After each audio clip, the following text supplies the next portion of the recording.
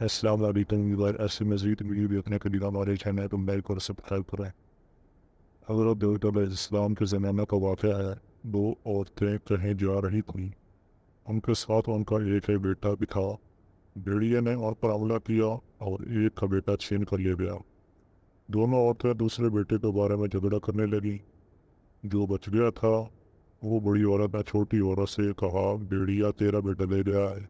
نہیں، بھیڑیا تیرا بیٹا لے گیا ہے، چھوٹی نے کہا۔ پھر وہ دونوں اپنا فیصلہ کرانے حضرت داؤد علیہ السلام کے پاس آئیں۔ آپ نے بڑے کے حق میں فیصلہ کر دیا، یعنی لڑکا بڑی عورت کا ہے اور بھیڑیا چھوٹی عورت کے بیٹے کو لے گیا ہے۔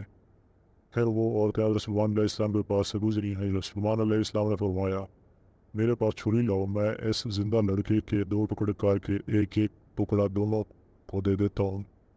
یہ سن کر چھوٹی عورت نے کہا، اللہ تم پر رحم فرمائے، یہ اس بڑی کا بیٹا ہے۔ حضرت سلمان علیہ السلام نے یہ سن کر چھوٹی عورت کے حق میں فیصلہ کر دیا۔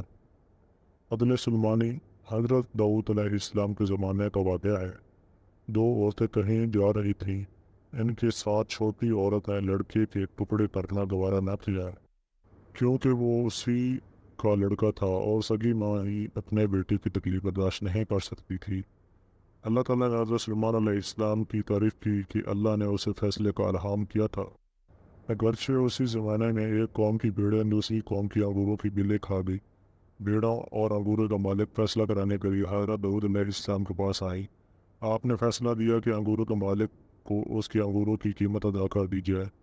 وہ دونوں حضرت داؤد علیہ السلام کے پاس سے نکل کر حضرت سلمان علیہ السلام کے پاس سے گزرے تو انہوں نے دونوں سے پوچھا کہ اللہ کے نبی نے کیا فیصلہ کیا ہے۔ ان دونوں نے بتایا کہ یوں فیصلہ کیا ہے۔ حضرت سلمان علیہ السلام نے فرمایا کہ اگر تمہارا معاملہ میرے پاس آتا تو میں فیصلہ کرتا کہ بھیڑیں انگوروں کے مالک کے سپرد کر دی جائیں۔ وہ بھیڑوں کے دودھ اور پیدا ہونے والے بچوں سے فائدہ اٹھائے، حتیٰ کہ بھیڑوں کے مالک ان کی بیلوں کی اصلاح کرے اور پہلی حالت تک بیلیں تیار کر کے ان کے سپرد کرے، پھر اپنی بھیڑیں واپس لے لے۔